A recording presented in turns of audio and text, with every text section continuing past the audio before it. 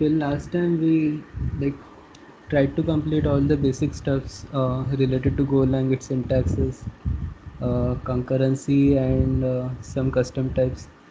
So today and tomorrow we will be discussing on the HTTP server uh, development and some API definition and a sample exercise code called as employee portal.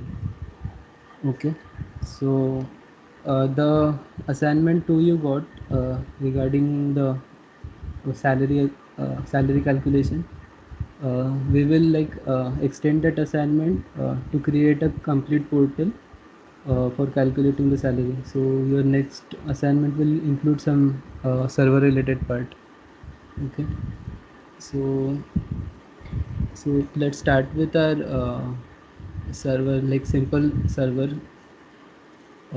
you can create using inbuilt packages in Golang. So the only package we will need is this net HTTP package. Okay, so if we just go on to like the docs we have for it.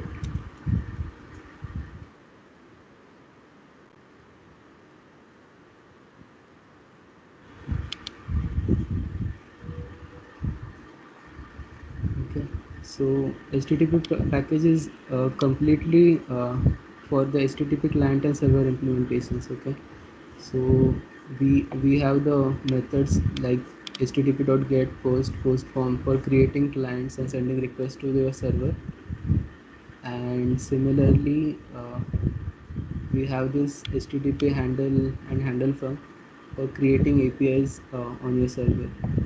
Okay, so this is the inbuilt packages Golang provides, and like it is very like base core thing on which multiple frameworks are developed in Golang.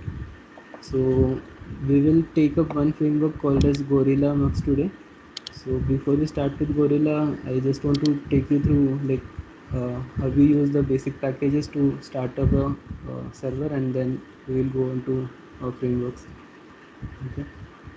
So to create a HTTP server, the main line of code is this http.listen followed by the path or the URL where you want to host that server, and this is like when you create a router you will pass some router in here, but for now nil is also okay. So only having this line will start up a server. Okay, so that will basically do nothing but just have a server running on port 99000. Okay. So to have like some implementation on that server, what we are doing is we are adding a API or a endpoint called as hello. Okay. So to create an endpoint, we used HTTP handle func. So the definition of handle func is handle func basically what does is when a request comes, it parses the URL, and if it matches this endpoint slash hello, then it will execute this function. Okay, so it is like a normal function we defined in the previous examples, but it has a fixed kind of arguments, so you cannot change these arguments because then your handle func won't be able to execute it. Okay, so the first argument to your handle func is the endpoint, and the second is the function you want to call when the user hits this endpoint. Okay, and the function we are implementing is called a handler. Okay, so in Golang the handler function should be defined with this parameter. So we have a w which is http.response writer, and r which is http.request. So r is basically the request coming from your client. Okay, and w is what you're gonna return to the client. So here we are not like implementing much bigger logic. We are just printing that we got a URL request on this URL, and then we are returning hello there to the client. Okay, so Just to have an idea like what it will do.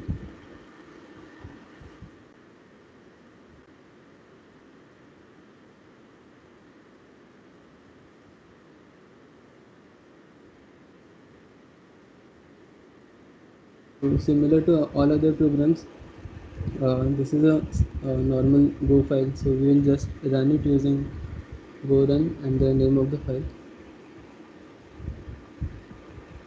So after it ran, it will like on your local, it will ask for like connecting to your public network. You can allow it or you can cancel it. Since we are not connecting to the internet, we can cancel it. So if you get that prompt, you can cancel it. So this line is printed HTTP server at starting HTTP server at localhost 9000, and then it is waiting for some request to come. Okay. So the simplest thing we can do is we can go to our browser 9000. Okay. So at port 9000 we haven't defined anything, right? Our first endpoint is at port hello. So if we try to get this URL, we should see 404.com because there is no implementation for this endpoint. But if we try to hit this hello endpoint, we get this response as hello there. Okay, so our server is like running. Okay, so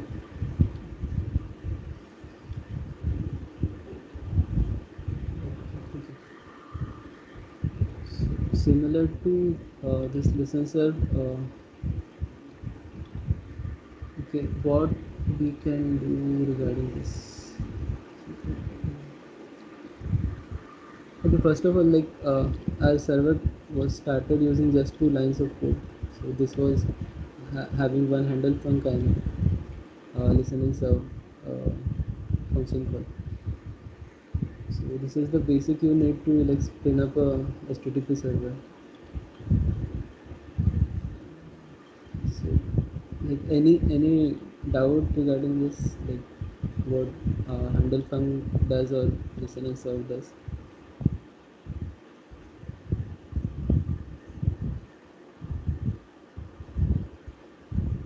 So, Vinith, which server are we using? Like any specific like Tomcat or Netty? Anything is embedded in this? No, no, no. It is your like uh, what you can call it is just an HTTP server, like no certifications, nothing. Okay, just a HTTP server. It is like plain HTTP server. Will take up HTTPS also, but for now, like this is just an HTTP server which is listening on port 9000, and it has just one endpoint called hello, and it is implementing it using this hello handler. Okay. Okay, so along with the response we got, we also printed this line request received for slash hello. So to get this endpoint, like the path which was coming on for this request, we can access this R, which is a request object. In that we have a field called URL. Okay. URL should contain all this information. So you get the scheme. Scheme is like HTTP or HTTPS endpoint. Then you have like data related, like encoded data in opaque. You have some user information if it is passed. You also have a host, like from where it the request came. You have the path for it. You have the raw path. So raw path will like include your query parameters and all in a like escape form, like using %20 and with some escape characters. Okay. Then you have force query, like if you have some query parameters passed after the question mark, you will see it is like if you have some parameters or not. Then your raw query will be your actual query parameters you passed, and fragment will be like some escape URL after the hash. Okay. All this information you can get using this R object. Okay. So in this handle function, we are not checking any like uh, method, right? So since we are firing that API through our web browser, this is a GET request. Okay.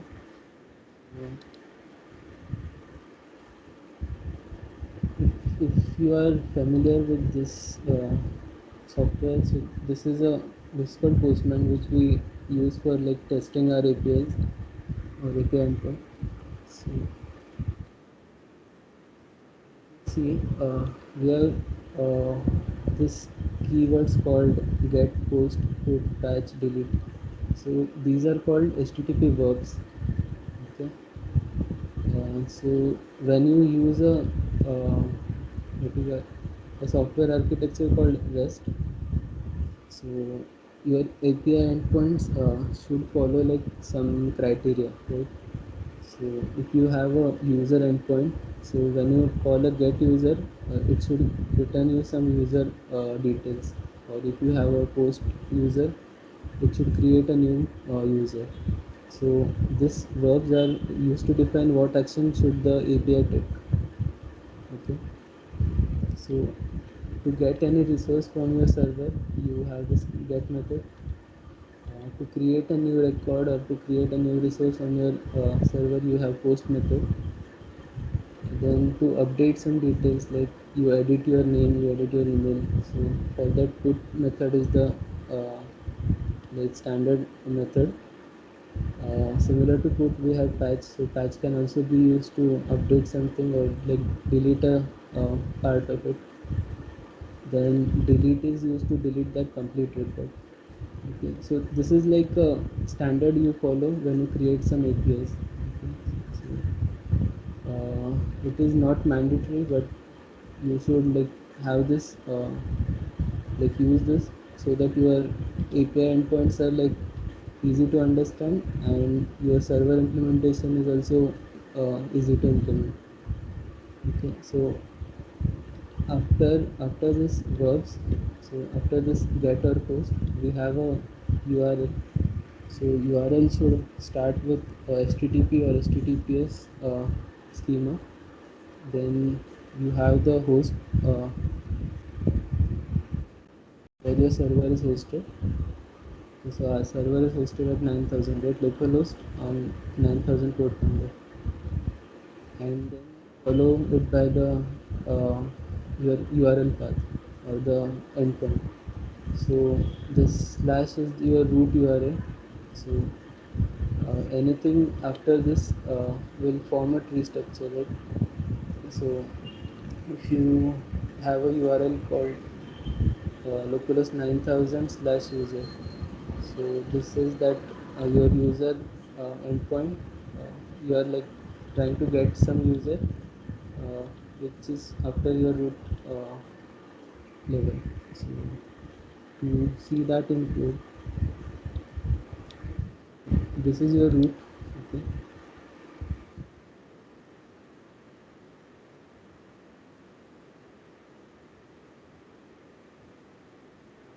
Then you have a user. So your root will have some different implementation and then your user will have some user handler function. Okay. So so it is the responsibility of this server to determine what path the URL is going to implement. Like when some request is coming, so it should pass that request and it should match with one of these endpoints, and then it should implement the API implementation for it. So other than the URL, you can have some query parameters. Say equal to 1. So this will pass some extra information related to your user. Okay, so we are trying to get a user whose ID is 1. So this is just an for an example. So in real case scenarios, you will mostly be using a URL like this. So this also means like we are trying to get a user whose ID is 1. So along with this, we have few headers. So basically, when you are using a REST API framework, like for software architecture, then it is mandatory to pass like relevant information inside headers. Okay. So like the content type of the request body, if you have, or some user related information, or some secret key or some token, or which will validate your user who is firing this request. So that all can be passed in the header.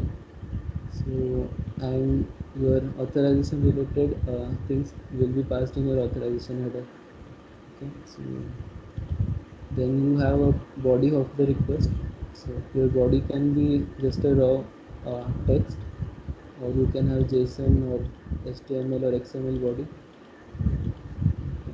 Then along with that, you can have a key value pair kind of body, which will be uh, like called as following this standard called XWW form URL encoded. Okay. And then you have a normal form. So your login forms or the application forms you fill usually go as a form data body, whereas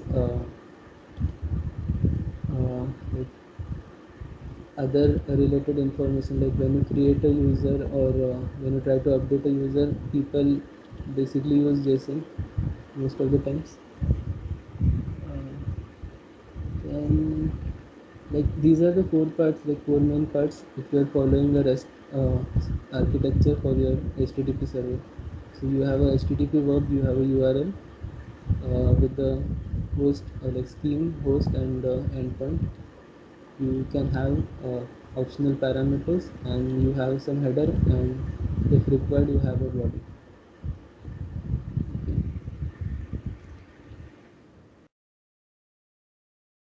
So if we send this request, we get a response. Okay. So the standard is like for every request you send from the server, you should have a status code for it, for the response. So when you return using Go without any header set, so here we are not setting the status anywhere, right? But by default, your status will be set to 200. Okay. When you use like this HTTP server. So the status is useful when you want to know whether your request which you fired to the server was successful, or some error happened, or the URL is wrong. So all this information can be just found out using just this 3 digits. Okay. So if you have any status code ranging from 200, like starting with 2, so it's usually means that the your request was successful. So if you are 200, it will say everything is okay. Or you have 201, so it will say that your resource was created. So 201 will be used mainly like you have some post, you create new user. So if you have endpoint called this, you should get a status saying 201 that it was created. Okay. Then if you have any status code ranging from 400 or 500, like starting from 4 or 5, it usually means that there was some error with your request. So like you usually see this error, right?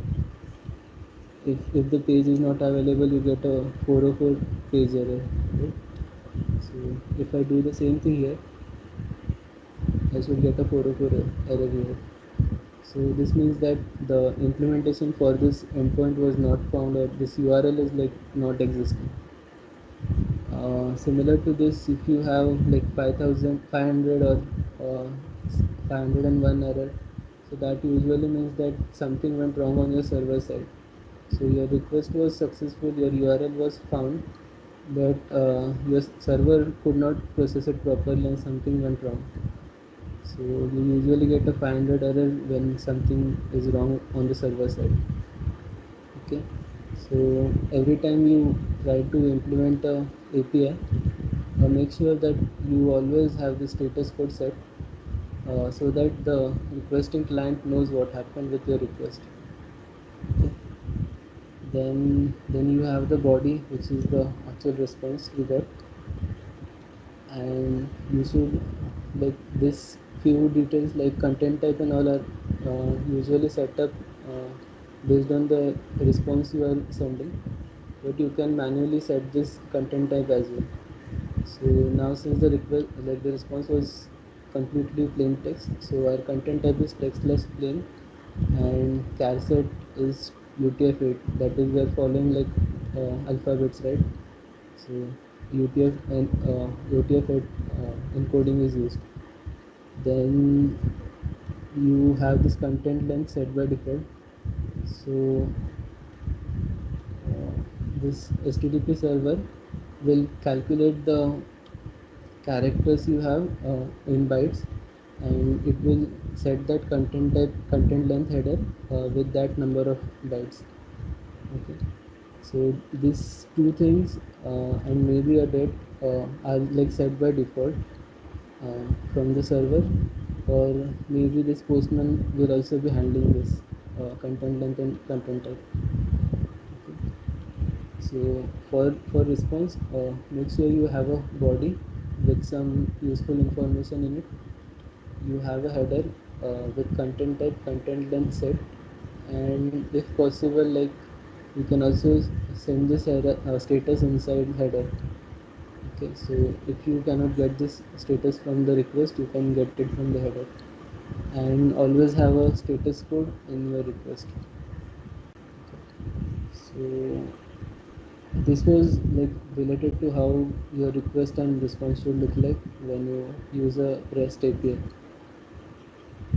So any doubts regarding this?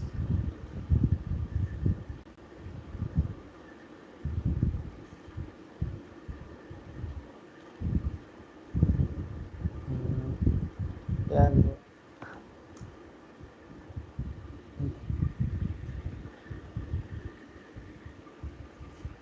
Okay, we just have like 2 lines of code for starting up your server, right? So what I will do is, if you see this HTTP listen and serve, this method is like a blocking this main function execution.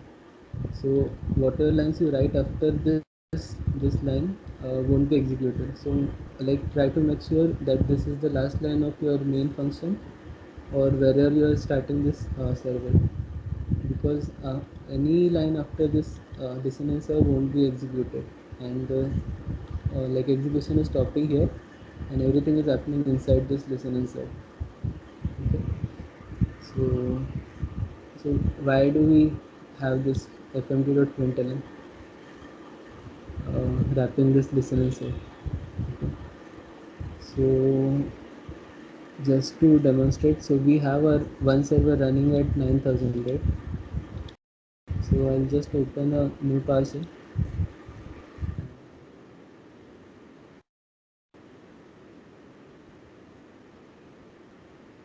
Go to the same list, and we will try to run this code again. Okay.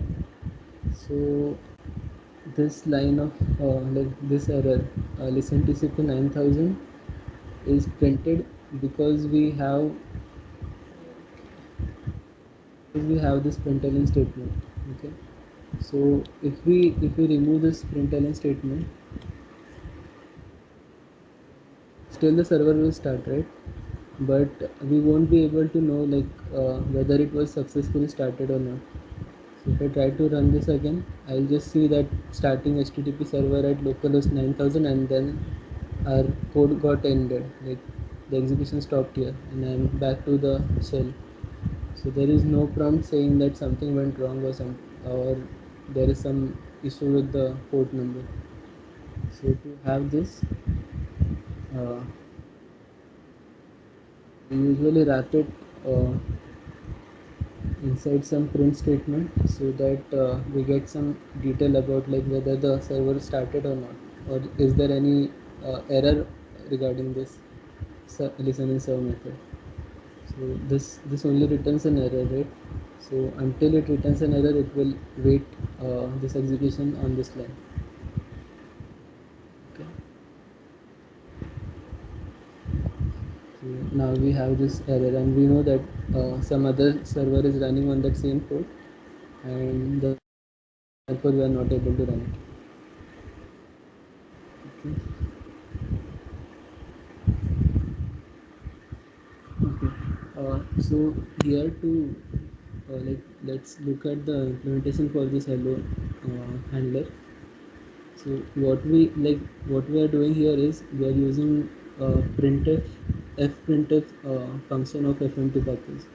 So we saw like println and printf function. So fprintf is usually like writing to a file. Okay. And since our like this w object is similar to the IO reader we have when we open a file, we can use this function to write the data on it. Okay, so once you write this data on this IO read writer, then it will be sent to the client. Okay, so other way to do this, the same thing, is to directly use this writer object, response writer object, and use the write method of it. Okay, so if you see the definition for write method, it says that it takes an array of byte and it returns an integer and an error, right? So to write anything, we cannot directly write string in here. uh, this data in a byte format. So to do that, we just uh, like typecast it to array of byte, and then this function is satisfied.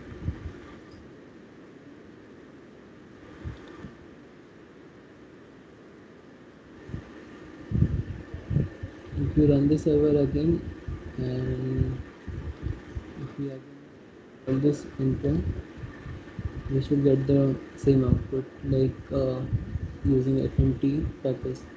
Okay, so now if you see, I can my server is not calling any REST architecture.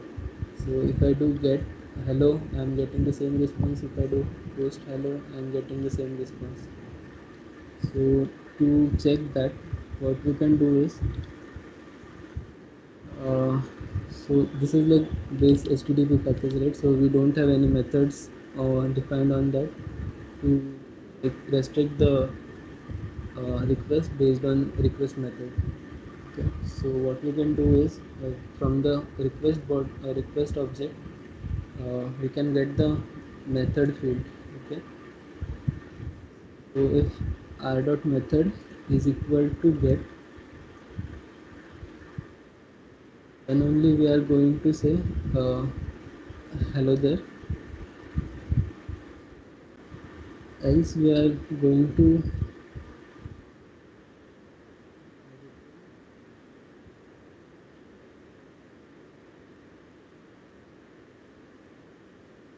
supported method.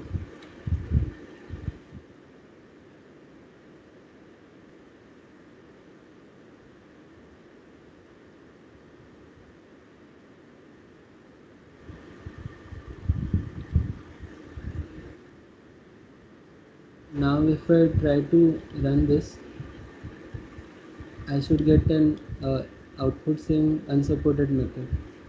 But if you see, our status code is still 200 and everything looks fine, right? Someone can say that this is just a response for this hello method. So what we can do is, if our method is not equal to get, we can use another method of this writer object called write header, and we will set it to http dot uh, status forbidden. Okay, so status forbidden will say that you are not allowed to access this resource using this method, or some, okay, we can use bad request as well, right? So it is more of a bad request than forbidden request. So bad request. Okay, and try to use this HTTP packages for setting the status codes, because that will make remove any human errors you have while typing the status code. Okay.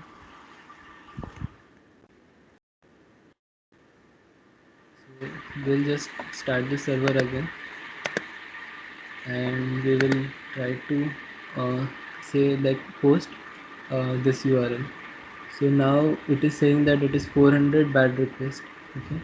So now the client will know that this is wrong, right? This method is not supported or something is wrong with the request. Therefore it is saying bad request, and we have this message called unsupported method. So the client will know that this method is wrong and everything else is fine. So if we just change it to get and we send it. Okay, so we have hello there and unsupported. So why this happened is we haven't written if our code is correct, right? So if you haven't written, you will see that we call this write 2 times. So both the responses will be written, and you should see an error. So I'll just scroll this up. If you see, we have this error called superflows response writer call from main.hello. So what this basically tells you is you like return the response to the client once, and you again try to return the response to the same client on the same request. Okay, so this will not break your code, but this will print this a warning message. Okay, so if ever you get this message on your logs, you know that you are trying to write to the response 2 times or multiple times. Okay, so then what you can do is where you completed this write method, just return from there, and just clear this and run this again.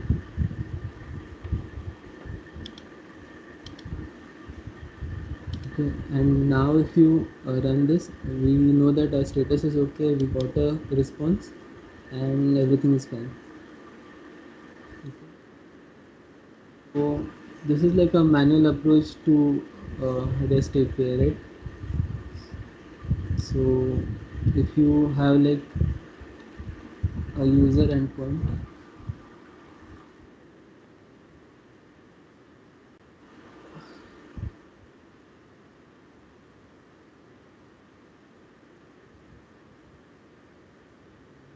create a new handler for this. We'll just copy this.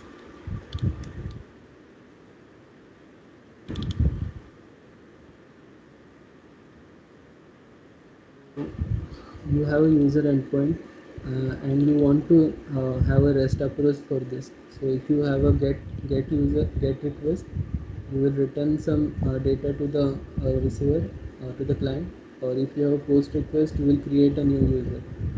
Okay, so for that you have to like have multiple checks on this method.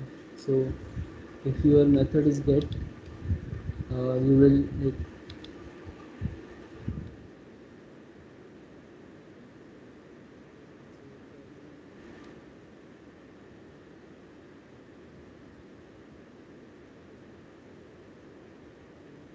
returning user one, but this user will should like we should like query the DB and get the user from there in real application. Okay. So now if the method is post, it means that you need to create the user which you passed in the body. So I won't be like doing that for now. We'll just say that user one created. Okay, and then you if you have a put method, that means you need to update that user, right? So you need to again have a if check here, and you need to check if it is put, and then you say even updated. Okay, and if nothing is true, we will say unsupported method and bad request. Okay, so if you are using such kind of implementation like basic HTTP package and you have a single endpoint, for multiple logic. So you need to do some implementation like this on request.method. You need to check the endpoints like the methods, and depending on the get, post, or whichever verb you are getting, you will implement that part of the logic. Okay.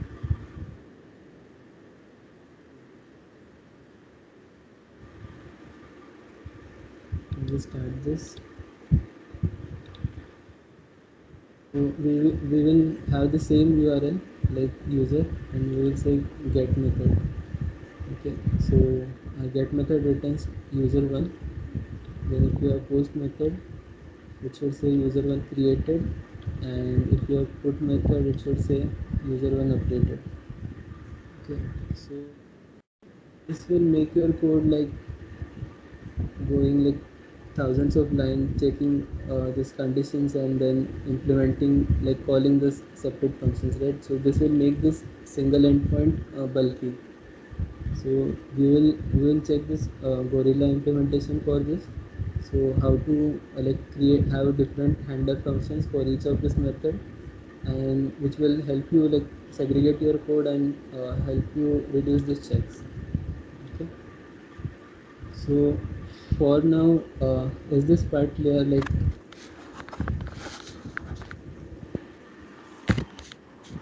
Hello. yeah, Really? So what is r star http dot request? yeah. So R is our request. So whatever we send from this client, so it will be parsed inside this R object. Yeah, I get it. What Yeah. is star here now? Why we are Star is a using star? pointer. Star is a pointer. Why we are using this same argument structure is because our handle function is expecting that kind of. So every handler function in your HTTP package should follow this format. So we should it should be a function of response writer and a pointer to the request object. Okay. Okay. So if you try to remove this, you will directly get an error here. Like this Okay. cannot be implemented, right? So this is not an handler function anymore. Okay. Okay. So that is just a format, like we saw for test cases, right? Last time. So test case should always follow this structure T and testing.t. Mm-hmm. Otherwise, that go test command won't be able to consider this as a test case. Okay, so it is just a standard that Golang has set for this server, like Okay. handle. Sure.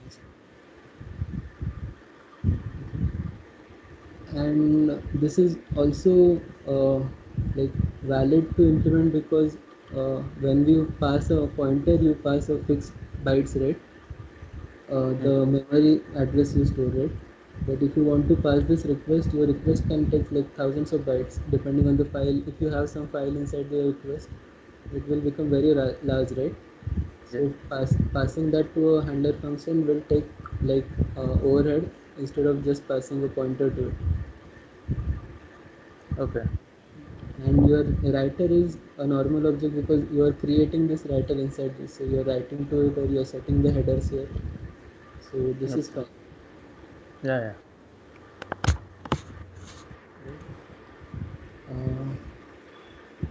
So you get the REST API implementation and how we can do that using HTTP package, everyone.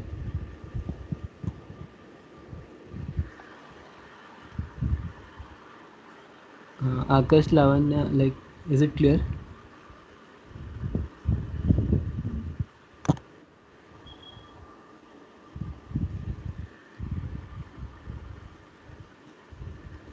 Okay. So here we created a server, right? So similarly, we can create a client in Golang. Okay. So just to have a like a hack to create this client, if you have this Postman installed, you create that request inside this Postman, and then you can go here, right? You have a code part, Girl. Girl. right? And then you can go to Go Native, and you will get the entire code here. Okay. So this is bit different from what we have in our file, but I'll just paste it for you.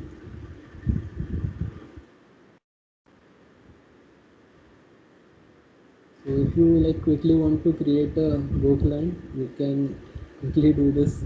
Like this is kind of a hack for you.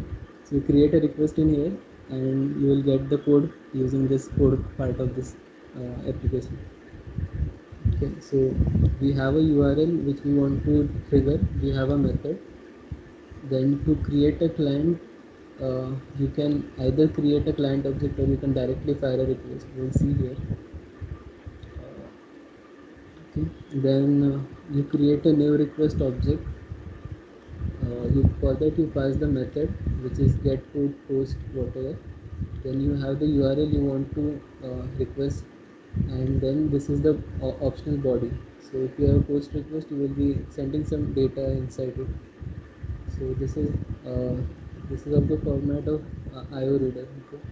So you will create a new buffer, and then you will pass the body inside this.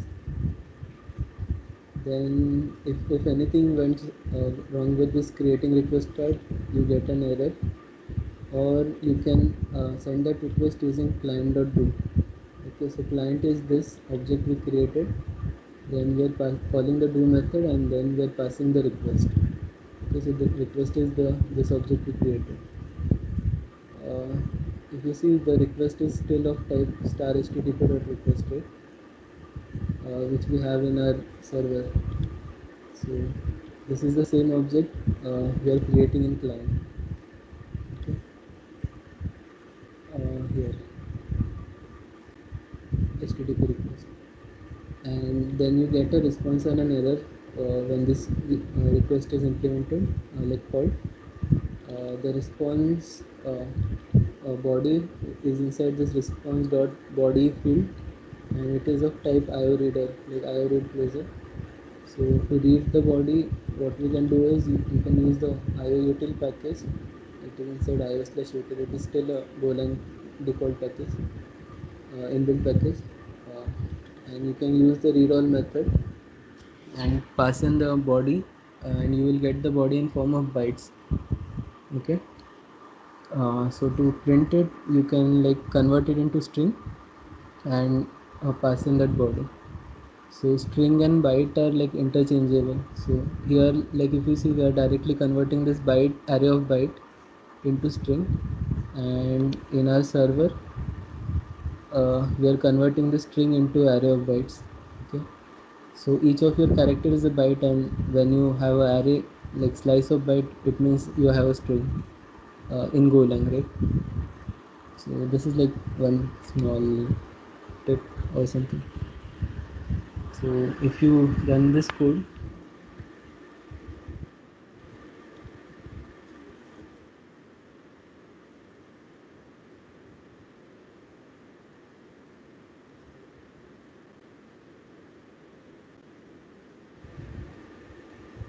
so since we called our put method for this user endpoint, we got this user updated response from the body. Okay, so similar to body, if you want to see if the status was 200 or not, you can use response object dot status, I guess, yeah, status in that again. So status was okay, and this is the response. Okay. So you can have a check here saying that if res dot status equal to status code, I guess, yeah, status code equal to 200, and your body else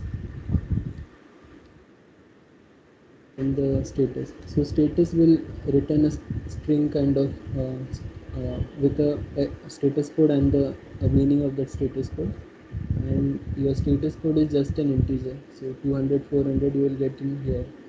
So you can have a check on any of it, but usually this is more like reliable to do. So I'm doing this status code.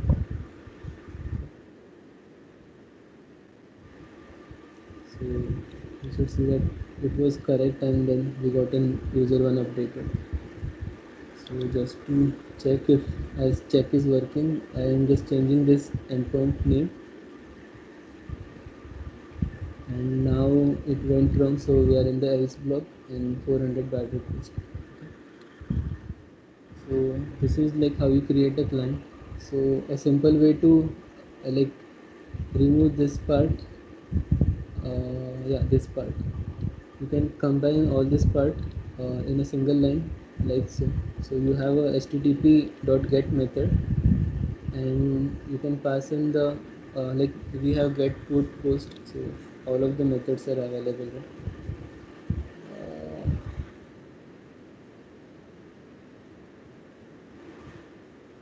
Endpoint was put,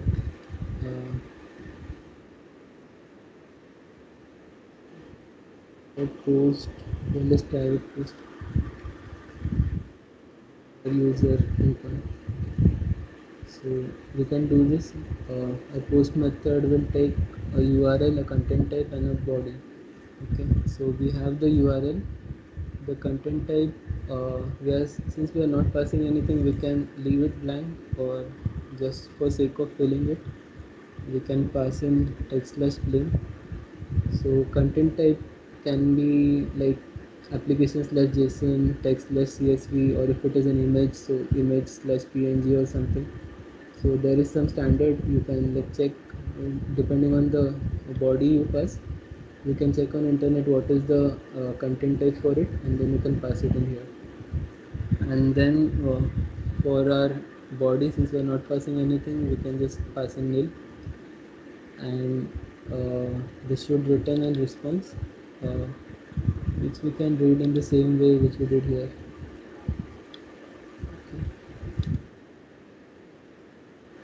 So you can even create a scanner like and read the response line by line, or like as we did for the other client, we can just read it using IOUtil package.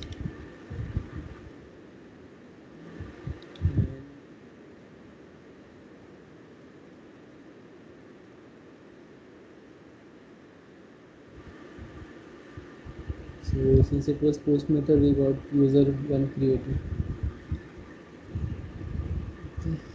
So you can either so what is the use of creating this client and a request, and then calling this do method and like getting the response when we can do in a single line, right? So if you see here, we don't have any uh, like option to like add our custom headers or some pass in some additional information. We can just pass in the URL, content type, and just a body, right? If it is just like for case of post request, you can pass a body. In case of get request, you just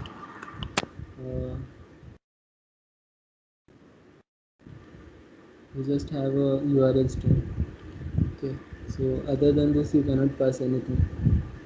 So what we can do with this client and new request, when you get a new request, if you want to add some headers, so you can use this REQ object, and you can set the body using body field, or if you have a header, you can set it using add or set method. So both will do. Add. So if you want to set the content type in here, we'll take a key and a value, right? So request.header.add, and you can set a header. Similarly, what we can do is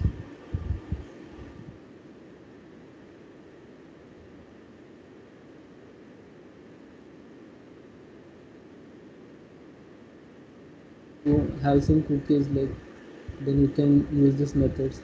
So this request will become like highly modifiable when you create a new request and then send it. Okay, so you can add cookies, you can set the headers, you can add some additional information if possible. So that is one thing. Then, if I'm not wrong, we also have a context. So if you remember from our last day we had a context related discussion, right? So context is used to cancel some caller method. So same thing can be done on request as well. So say if your client does not want to wait more than 5 seconds for the response to get, okay. So if your server is like really busy and it cannot respond to your client, so client will continue to wait until there is response, right? So what we can do is we can have a timeout in here, and we can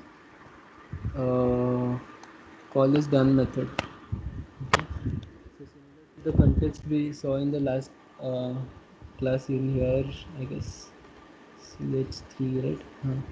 So like this cancel function we had to cancel this, we can similarly do that for a request as well. Okay, so if you close this context, so what will happen is your request will get cancelled, and if your server is like intelligent enough to do that, so it should like abort that request, and your client is free and your server is free, right? So context will help reduce like waiting in case of client and a server architecture. So I guess cancel or cancel policy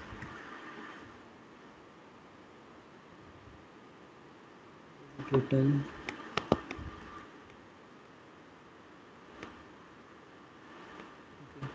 So it returns a context. What we can do is,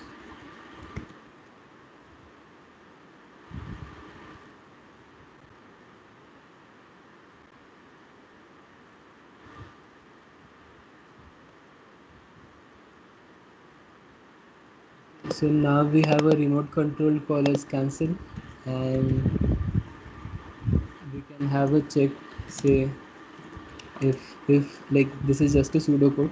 So if time is greater than 5 seconds, call this cancel function and your request should get aborted. Okay, so you can call the cancel function from your client side. So similarly on server side, what you should do is you get this R object, right? So this R object also contains context. Okay, so you can have a check saying if context dot done is correct, like true.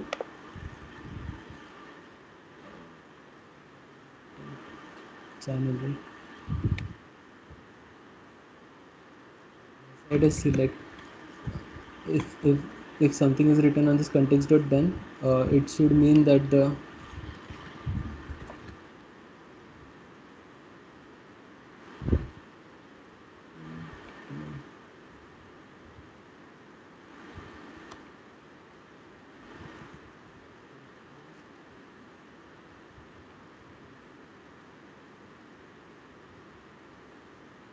so this is how you can like check if your request was cancelled before you start processing it.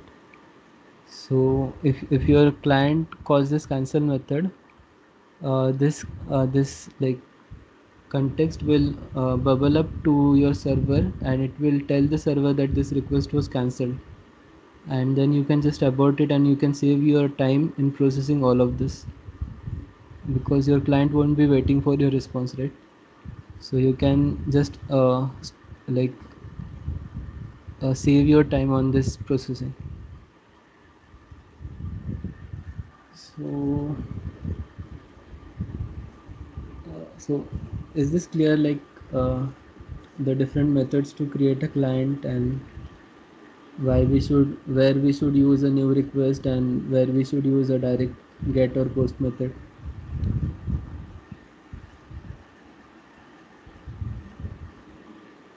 uh, Yeah. Guys, anyone like any doubts on this?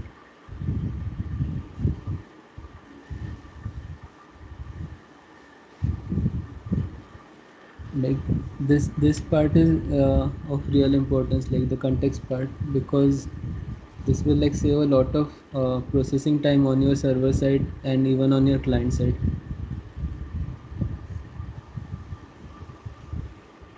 Okay. Okay.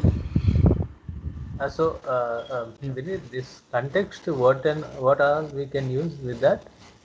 There's a So with yeah. cancel is there with background. Okay. So that is like normal context, right? So with we have with cancel, with value, with timeout, and with deadline. So we have four values. So with value is not useful on server side, because if you set some value inside this context, it we usually don't pass into the server. Like if you try to set a value in this context and send it to the server, it should not retain those values, because that is not like more important thing, and usually HTTP servers will like omit that values. But the more important use of this is with cancel or with timeout. Okay, so you can set a timeout, say 5 seconds, and after 5 seconds it will automatically abort that request by calling the cancel function internally. Okay, Okay. so just as we had, you can just copy this code and you can use it here. Okay, so you don't need a cancel function now. Okay. So Directly it gets timeout. after 5 seconds your request should get timeout. Okay. Okay, so for this to happen, we missed one point, right? We got the context from here, but we haven't set it back. So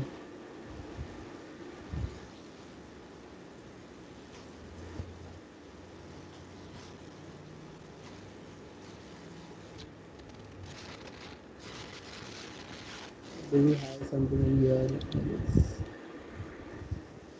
replace it.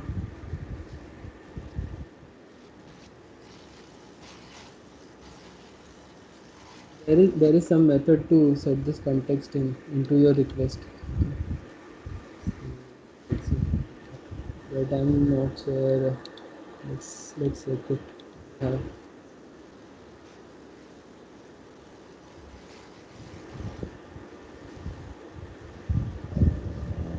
please. Yeah, the CTX object.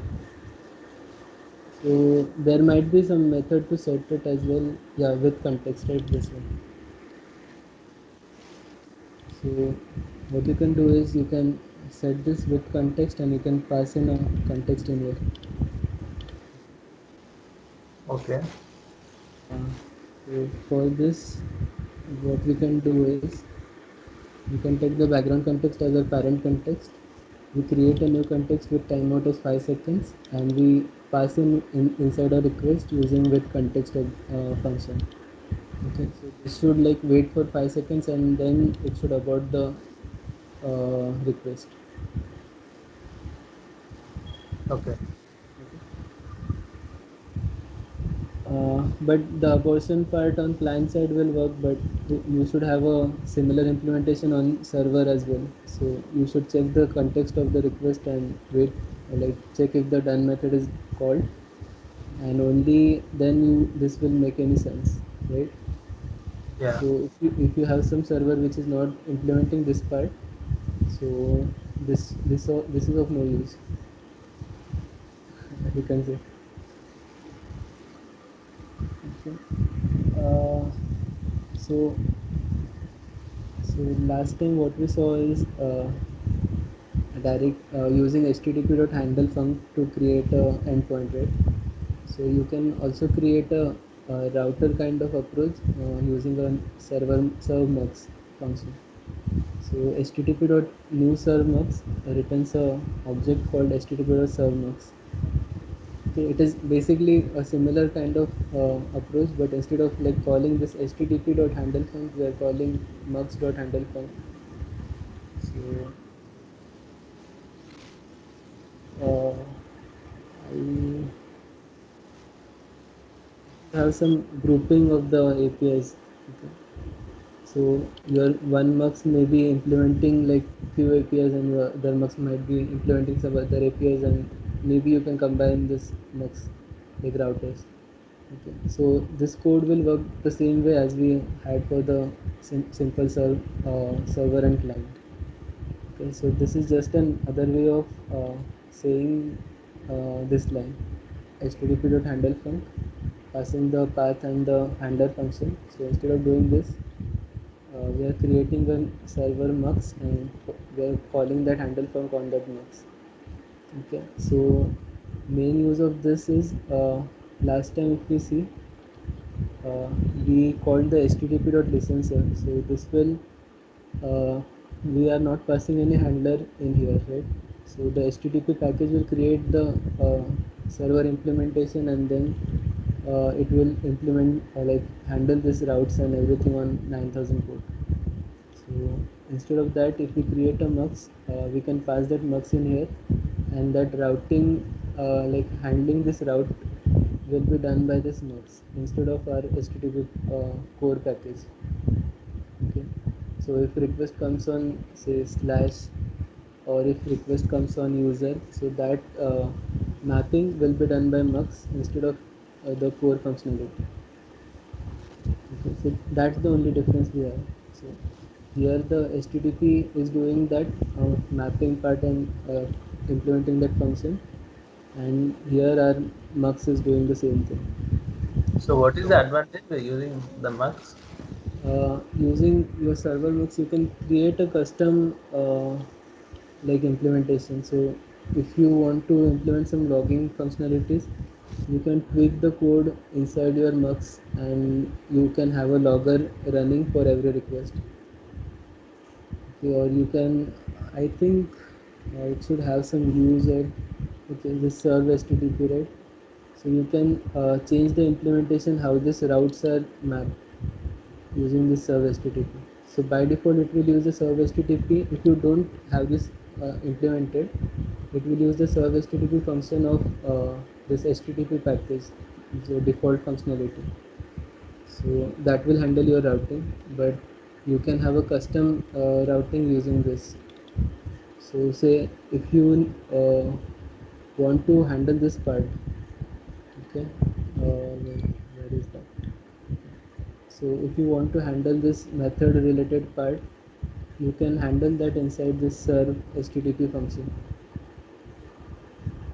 Okay, so you can create your own serve http implementation for this mux, and you can handle that methods in there.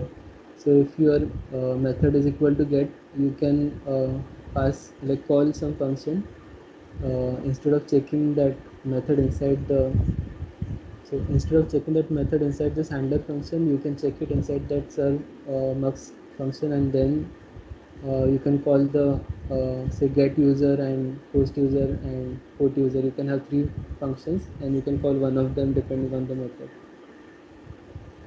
So just to have like custom implementation of this routing, you can use a mux. So it's a kind of a pre-check, is it? It depends on your implementation, right? So I'm just explaining the pre-check part to use the serve http. You can put in loggers, or you can handle your panics so that your server won't get down inside the serve http. So this is the bit complicated part. I'll try to take this like how to have a custom implementation for this, but this is a bit complicated part. So you need to implement some functionalities like some interfaces to make this working. Okay, so for now, just focus on this. Like if you create a mux, you can do the say like this mapping of the routes using a mux instead of your core http package. Okay, so the implementation part, I'll try to take it. How you can custom like modify this route mapping and everything. Okay, uh, then also here when we call this listen and serve method, we are using the http package, right? So this is also using the core functionality, core server implementation that is there inside http.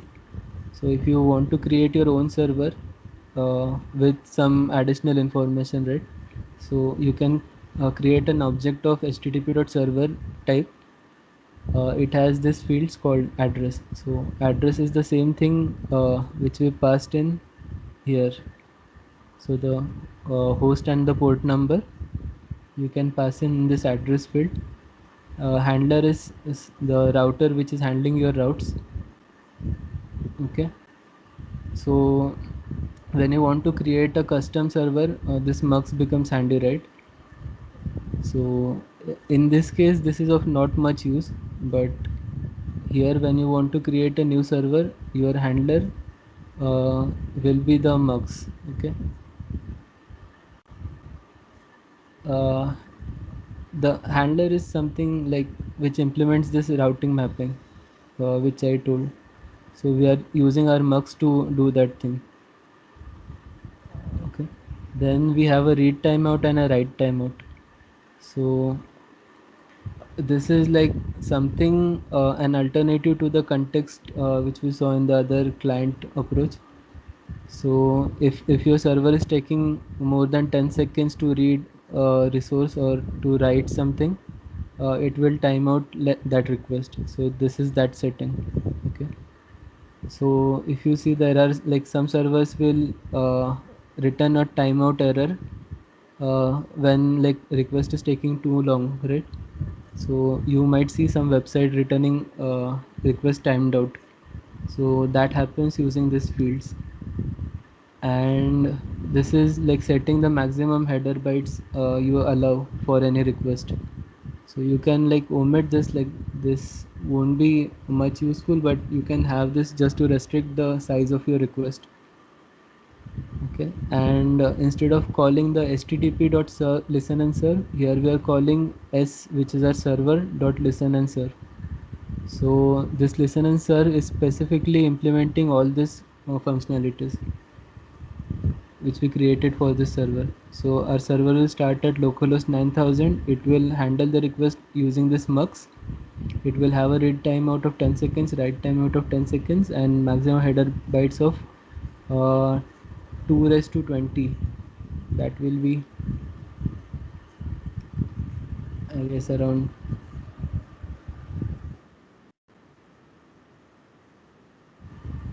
104856 bytes.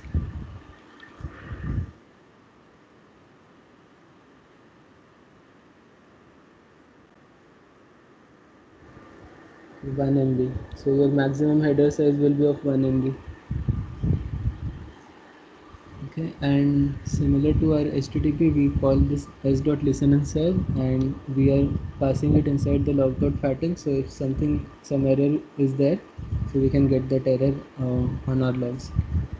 Instead of just like shutting down without telling anything, we can have the error printed. Okay, like any doubts regarding this? Like the main things are like this two: address and a handler, which we pass. So our previous route server, the address is directly passed into this listen and serve method, and our handler is also defined on our HTTP handle functions. So our default server, which is inside this HTTP, will handle these routes, but in our new server, our mux will handle these routes.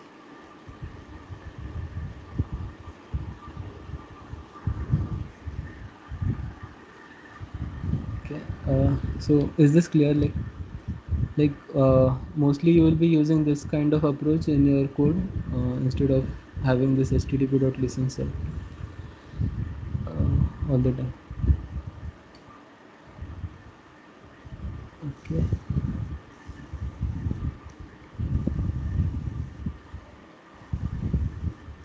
So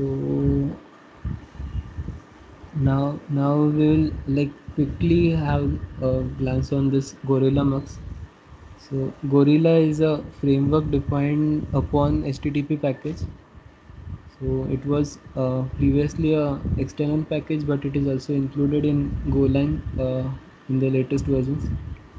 So to create a router, So here you will see a router instead of a mux, right? So router is similar to mux but with some additional functionalities. So we'll take it up. So to create a mux, we import this package called github.com gorilla mux, or if you have it inside your Golang version, you can directly call it as gorilla slash mux. So to create a router which is similar to the mux we had, we call this mux.new router. So it creates a mux.router object, pointer to mux.router object. Then sorry then similar to the http.handlefunc or mux.handlefunc, we can have a handle func for router as here. So inside this we pass in the path and the handler function as like similar to the other approaches, but then we have some methods defined on this. So one of it is this methods thing. So what this does is, the check we had for the get, put and post request, we can do that here, we can handle it here. So if you inside this methods, if you pass this get, it means that this route will only accept get requests and won't be accepting any other request. Okay, so the thing which we handled inside our code last time is handled by this single line of like single function call. Okay, then other additional functionality you can have, like getting using this framework, is you can group your routes. So if you have a version 1 of your APIs and version 2 of your APIs, you can group them using the sub router thing. So you have router.path prefix. So path prefix will tell like from which path you need to start. So we have root, then we have v1, and we created a subrouter on v1. So we get this object of type mux.router again, right? So this is similar to the router which we got, but this is our main router. So this will handle the root from root, and this will handle from slash v1.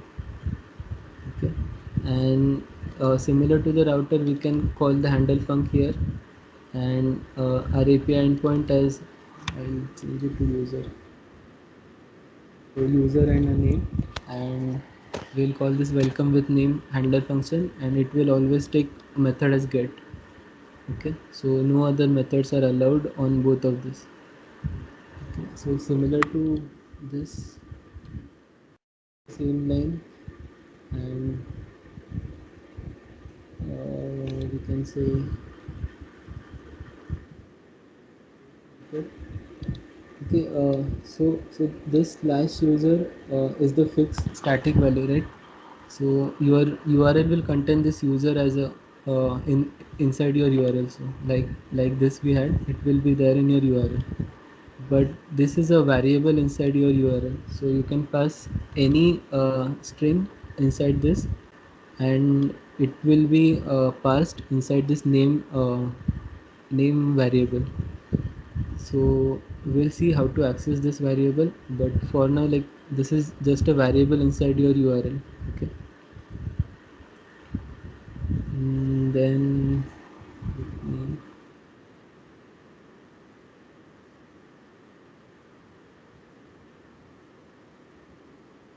have a, for post method we have a create user uh, handler, and we are creating a custom server in here like the other code. So it will start at port 9000. We are passing this root router and not the sub router, right? We are passing this root router inside this handler. We have the same read and write timeout. We have the same 1 MB of maximum header bytes, and then we are starting the server using server.listen and serve. Okay, so how you access this, right? This variable. So inside the mux package which we imported from the gorilla mux, so we have a method called vars. Okay, so if you pass in your request inside this function, you should get a map of string and string. Okay, so this map will contain like if you have multiple variables, it will contain a map of the variable name and the value assigned to it.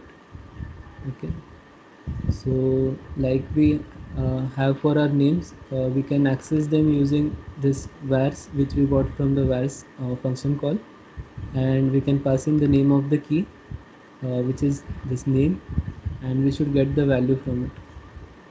Okay, so this welcome with name, what it does is it gets the variable in the URL. It is printing, so we can skip this else. Then we are setting the header. So this is not the status code, it is just a custom header. I'm trying, like, just to demonstrate, I'm setting it here, and this is our status code 200, and then we are returning a response saying hello, the name which we passed, and an exclamation mark. Okay, so for now, like, I'll comment this line and we'll run this code.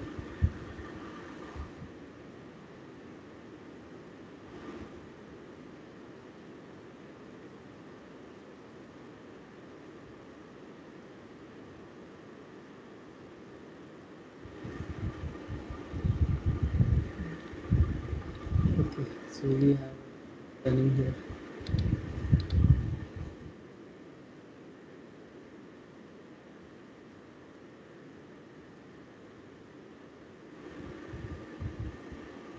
Okay, so our server is starting.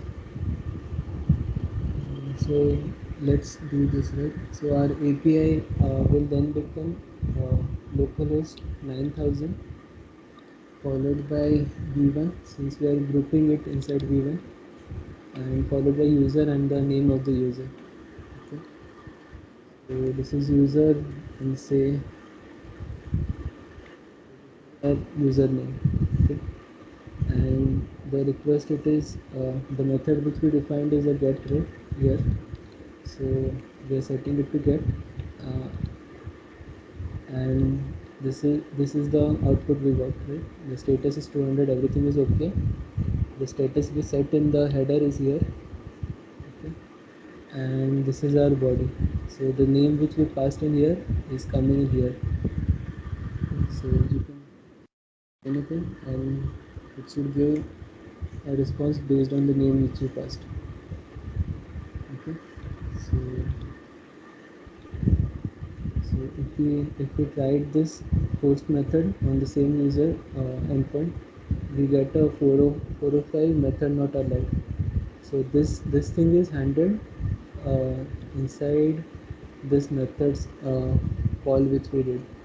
Okay, so if we remove this and just run this again,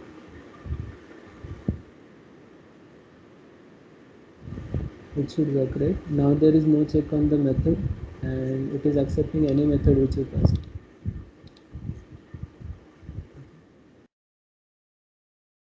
How you, like, have a REST approach on your APIs using Gorilla Max, right?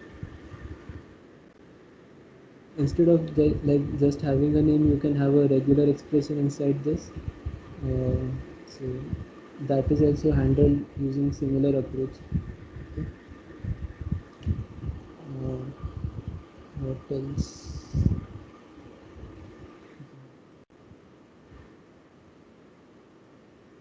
Let's do this.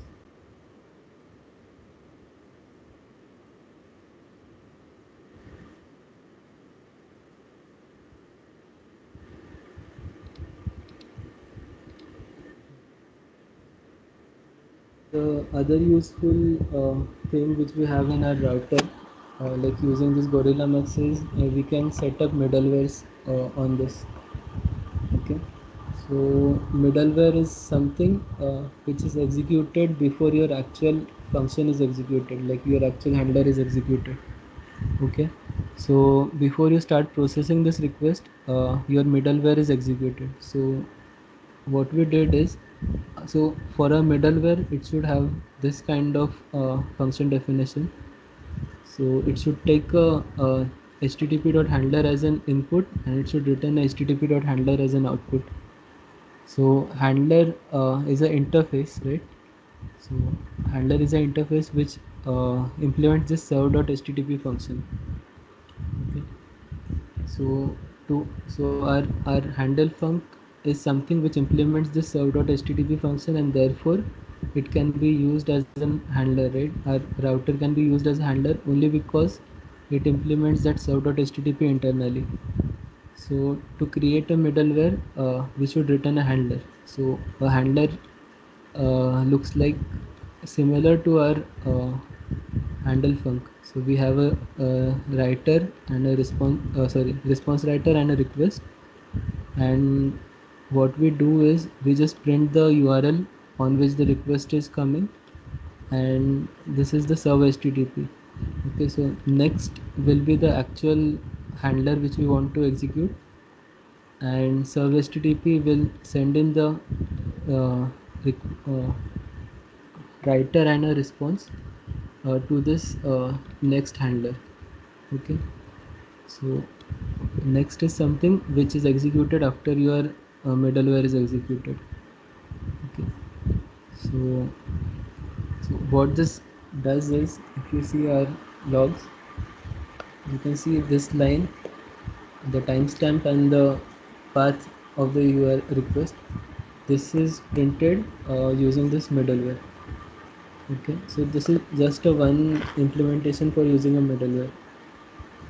So just to like remember, we should have a handler as an input and a handler as an output, and it should return a handler func, and it should implement the serve HTTP, like call the serve HTTP function for the next uh, handler which we want to execute after this middleware. Okay, so what you can do is, I guess you can wrap this.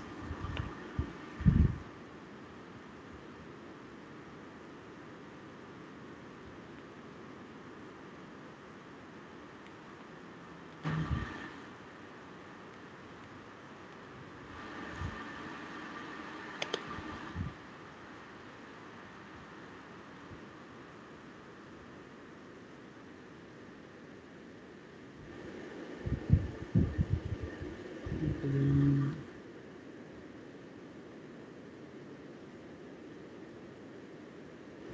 so if we change the definition of this middleware to taking like this response writer and request as an input,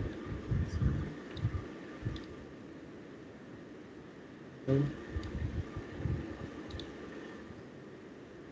middleware.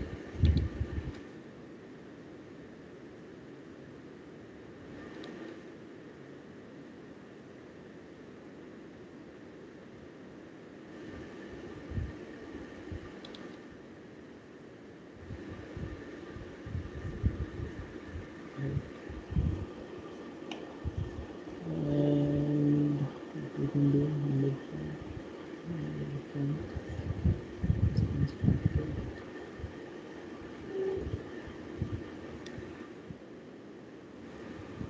inside this.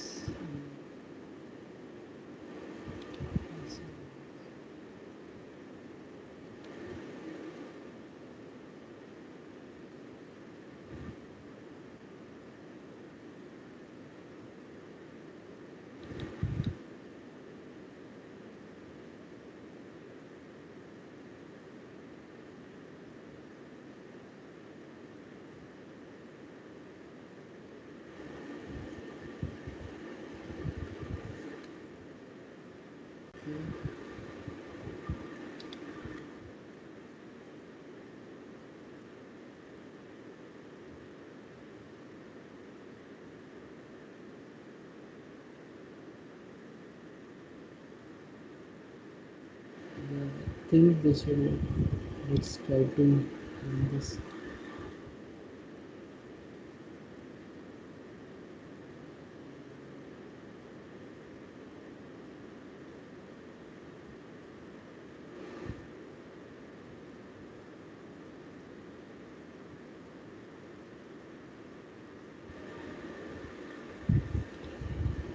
I'm not sure if this will work or not, but let's see if yeah, so it is working, right? So there are two approaches. So if you are not using like Mux router and you want to implement a middleware kind of approach, you can use this decorator uh, format for creating a middleware. So every handler you wrap inside this decorator, uh, what will it do is it will like implement the logic you have inside this middleware, and then it will call the next handler. So it works the same way as this login middleware, but it the format is a bit different. So here we have a handler, here we have a handler func.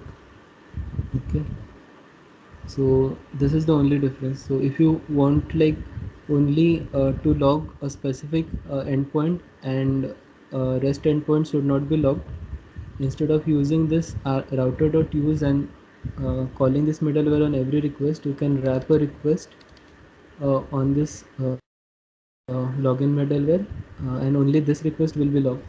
Okay. So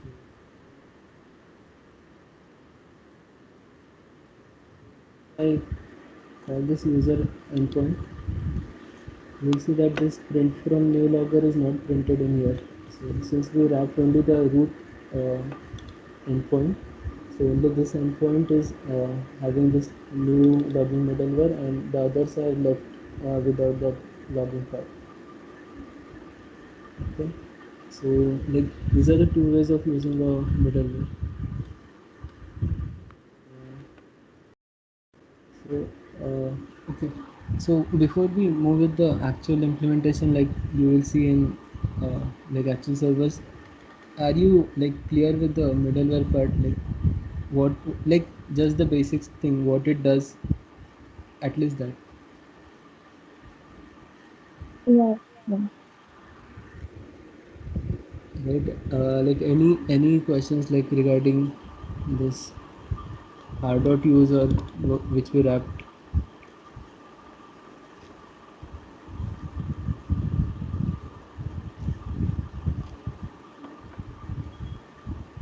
Okay. So, we need just a minute. This Yeah. middleware you are saying, right? So, any Yeah. request come to the middleware, and Right. then it will route it to the actual request, Right. actual endpoint. That's what you meant, right? Right. Right. Okay. Okay. So So in middleware, we can customize according to we can have a validation or what we, I mean, checks yeah. as. Yeah, right. So Okay. this middleware is basically just a logger, but you can have a check inside this for like user validation. Yeah. So if you have a user like login functionality, right, for your website, so when you log in, you create a token for your user, and every request you pass in the token, and you expect that token to be passed in every request. Okay, so you can have a middleware to check that if the request is containing that token and if the token is valid. Okay, Okay. so your user will be validated inside your middleware, and if it is not validated, you will abort your request directly from here, from the Okay. middleware, instead of coming to the implementation part, Okay. right? And if you do this, the middleware will be applied to the entire server, entire router. If you wrap it around a specific handler, that will be used only for that handler. Okay, so both these middlewares have different function definitions, so that is like one thing you should keep in mind. The one which you wrap will take a writer and a request as an input, a function of writer and a request, and will return a function of writer and request in the output as well. But your the route, like the middleware which you're using on router level, will take a handler. So handler is different than this function. Okay, so it has this serve http call inside this.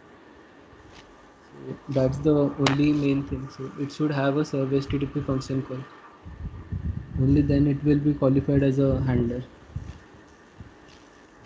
Okay. uh, yeah, so one simple use case for this is creating a panic proof router. Okay, so panic proof server is something like if your code panics, right, by default the server will stop running and everything will come down. Okay, so on a production environment, you won't be like expecting even a single second of downtime, right?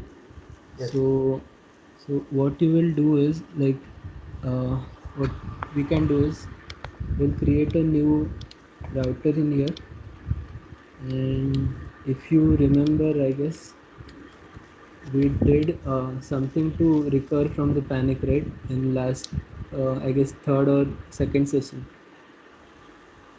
So when we are learning about this defer thing, we yes first yeah. So we had this function block, right, where we are recovering from a panic and printing some output, and then our code is working fine. So we can just copy paste this defer block, put inside our server. Okay. Yeah.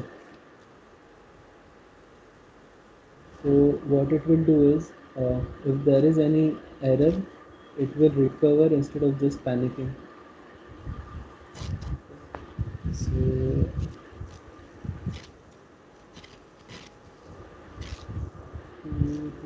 what we can do, okay,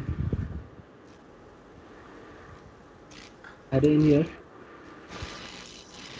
empty slice, and we will try to access the first element out of it.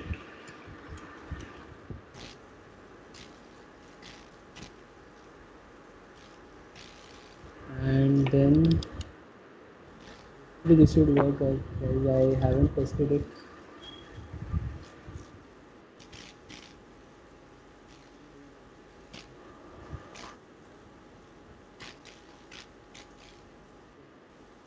So we will use a panic middleware as well and a logging middleware. So we can use two middlewares. So this will like wrap the second middleware inside this first middleware, and then inside the second middleware we have our actual function implementation. Okay. For now, we'll just remove that wrapping part, and we'll have like everything on router level.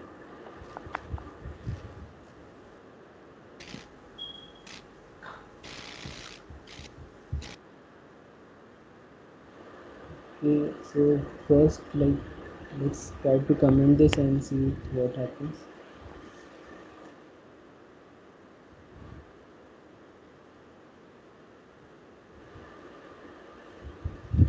Okay, so our server is running, and where we had with name, right?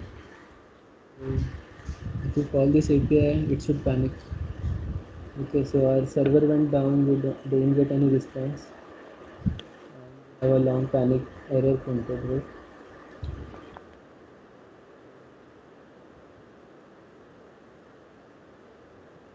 Comment this, like uncomment this part, and we'll run this server again, and hopefully this time it should not come down. So if you see, we are getting a 200 error because we are not doing anything on our header side on our recovering, but our server is running, right?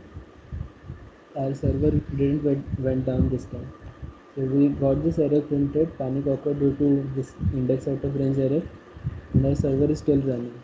So if we like call some other endpoint, we will get a response.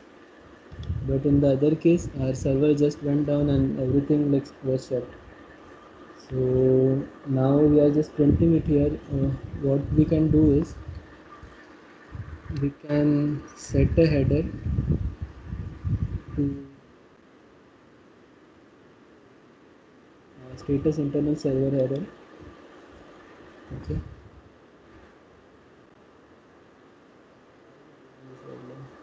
Okay, right header. Sorry. Writing this 500 error on our response, and inside our request we'll tell the user that went wrong a server, right? So is this clear this? Um, so we have our server running, and again we are calling this panicking endpoint.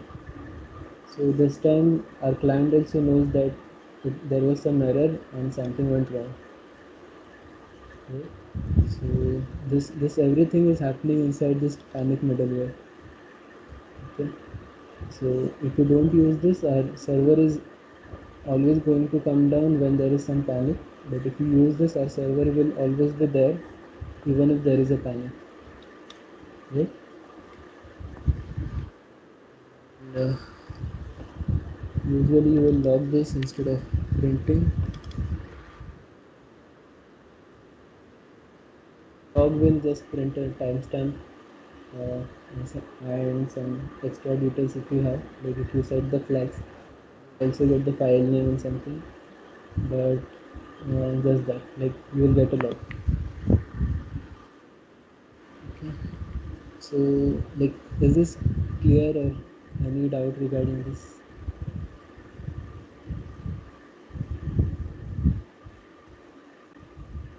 Um, Lavanya, were you there when we discussed this defer part?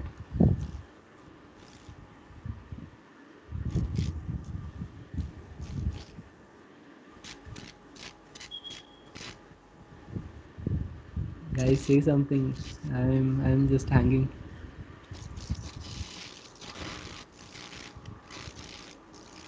Hello? Is it on? Yeah, I was asking, were you present when we discussed this defer and recover part? Yes, yes, I'm there. Anyone like any doubt regarding this or any other middleware or anything else?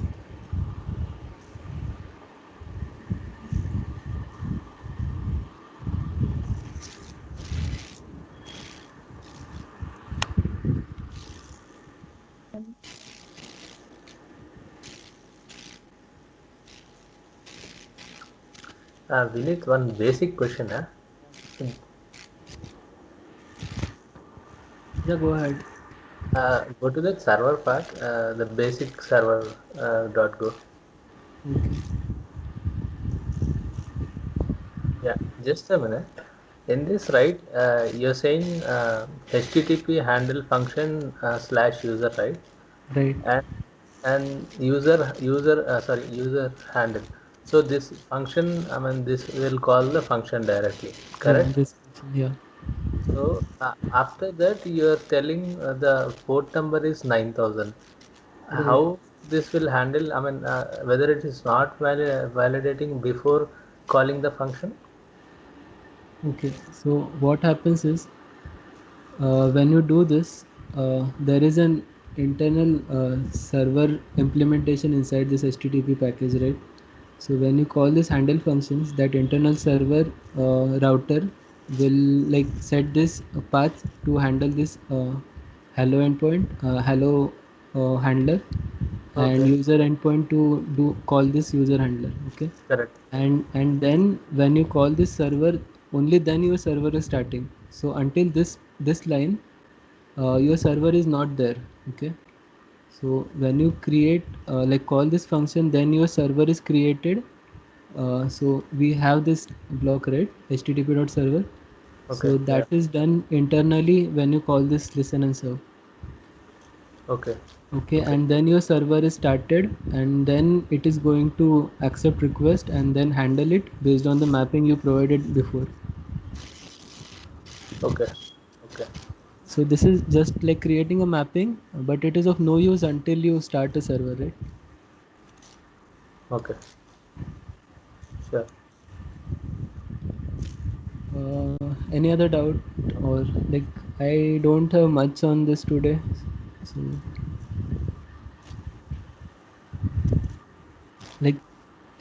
like even a like simple client or the mux we had or the gorilla mux framework. Any questions regarding this?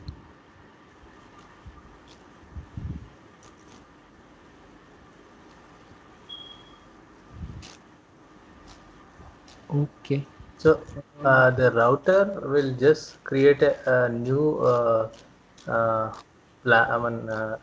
function to handle the middleware, is it? Uh, Not just the middle. It is Okay. basically for the endpoints. Okay. Okay. So the thing which we did using the HTTP package, It will be the same thing. that is done inside this router. So it will Okay. map this slash endpoint to call this web welcome handler, or this user endpoint to call this welcome with name handler. Okay. Okay, and the additional functionalities provided is this, like you can add a middleware on the router level, or you can set the methods for individual endpoints, uh, and like other other things can be, it also has some inbuilt let's say, CORS middleware. So CORS middleware will handle your CORS request, right? So when you have like cross domain request coming, so this middleware will handle that. Okay. So yeah. Okay. So now the difference between HTTP and the router is a router has an extra mechanism to use middleware. Yeah. So that is what, like, our Gorilla is a framework. So it is internally using the same HTTP package, but you have additional Addition. Yeah. functionalities, right? Okay. So you can group your APIs, you can have some methods defined, you can have middlewares. So that's all.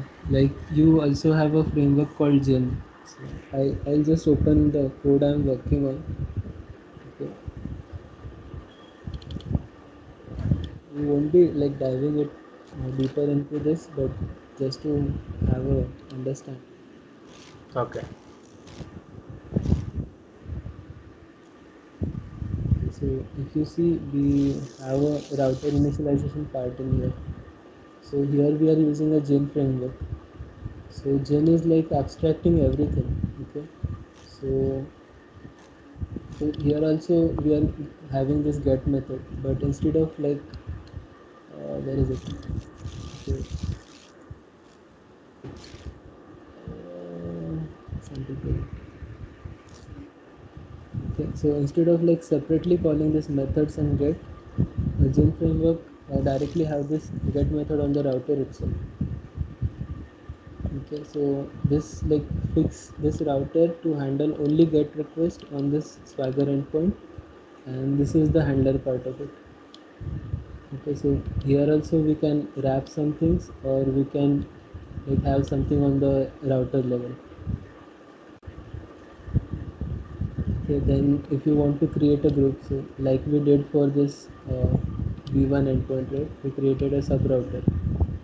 So you can do the same thing using router.group function inside Gin framework. So then you get a v1 sub router, and you can create more groups inside that, and you can create more APIs inside that. So this is like an abstraction, but it internally uses the same HTTP package we have. So the like the helpful thing which we have on this is, if I go to this policy controller, you can see this c dot param. So this is same uh, as we did for this vars. Okay, so instead of like getting the entire map and then finding the way out, like key out, and then getting the value, you can straightly like pass in the key in here as the policy id and get the value in here. Okay, so this is just abstracting this part of your Gorilla or net HTTP framework. Then similar to that, you is that request part.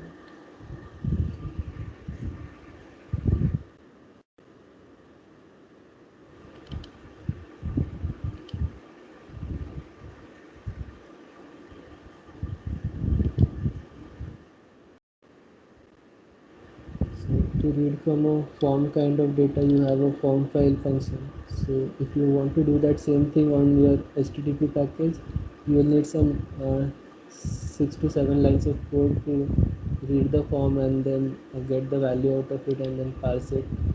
So this is like just a abstraction over that methods. So you call this form file and you will get the file out of like the form data from it. Or if you want to read the response body request body, you call this get raw data. So if you want to do the same thing inside your Gorilla Mux or your normal server, so what you need to do is you need to get the request object dot body, and you need to scan it using ioutil dot read all, and you pass in r dot body, and then you get it in bytes format, right? So this will be your body. I guess there is an error as well.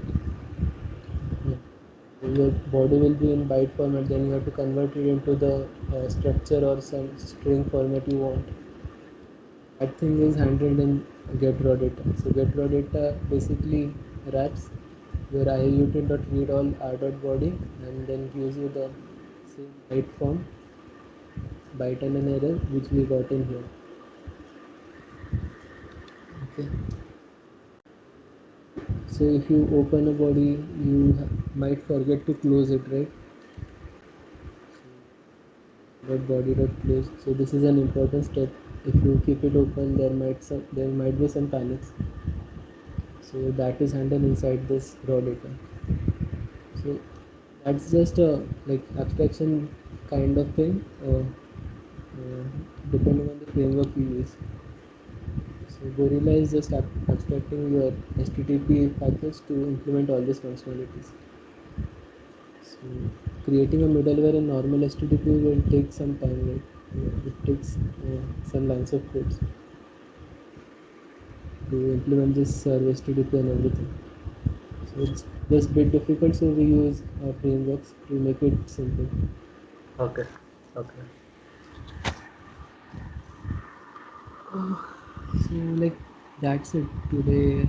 I won't be taking it much deeper because this is enough for like starters. Right? Okay. So Yes. if you have like time today or tomorrow, you can create a normal server and try to implement like 3 4 functionalities like get, post, put on a user. Like what you can do is create a uh, like global map, say user,